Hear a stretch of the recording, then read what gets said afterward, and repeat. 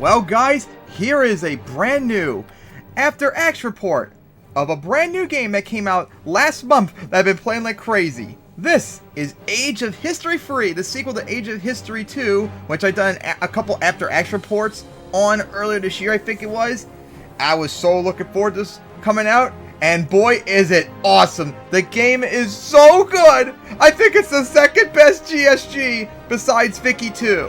That's how much this is. I mean, this is how awesome this game is. Eat shit, Paradox, because every other game besides Vicky 2 sucks in comparison. Let's fucking go!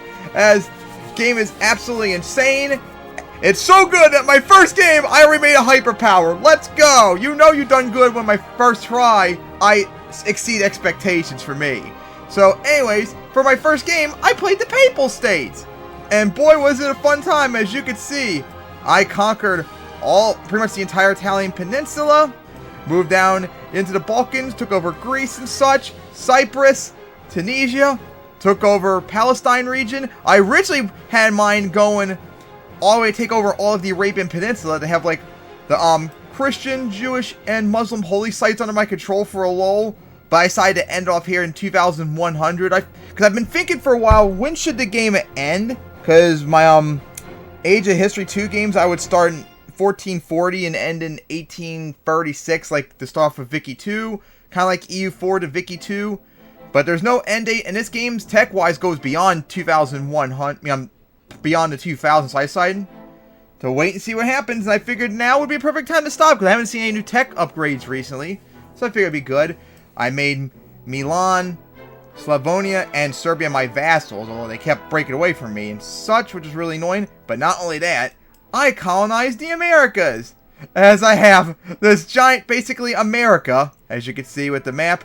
The British colonized the north, I colonized the interior, and of course Aztecs are still right here, who also have Hawaii.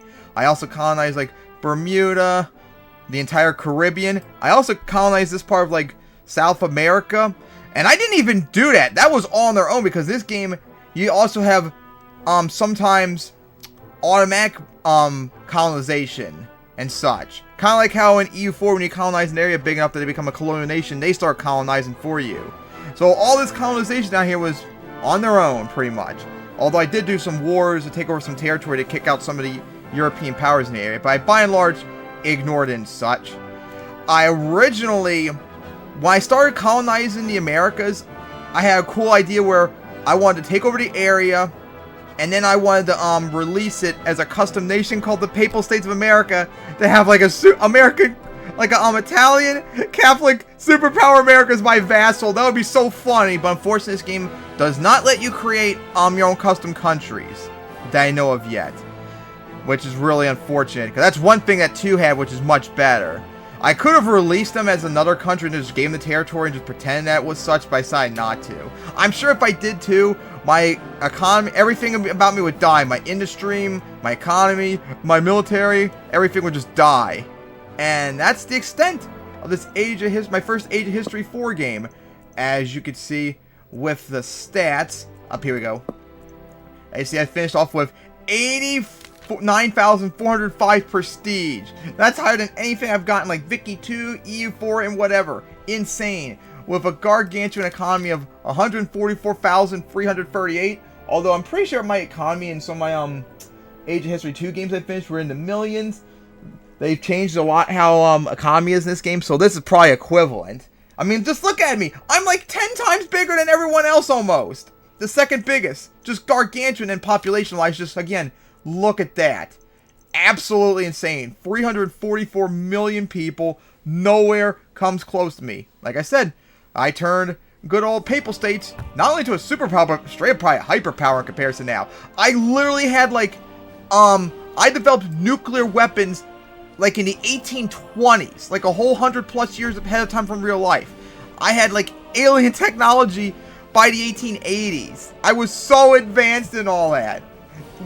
Just wild. Using tech that we don't even have in real life right now. Just insane. It was an absolute fun time playing this game. Unfortunately, there does not seem to be like a retire option for me, like go back in time to show you what changed and all that. At least that I know of, which is unfortunate. But yeah, That was a lot of fun. So anyways, guys, I hope you enjoyed this first ever After Action report on Age of History 4. I strongly, if you are a GSG fan like me, get this game. It's only $10. It's better than everything Paradox has ever made except Vicky 2.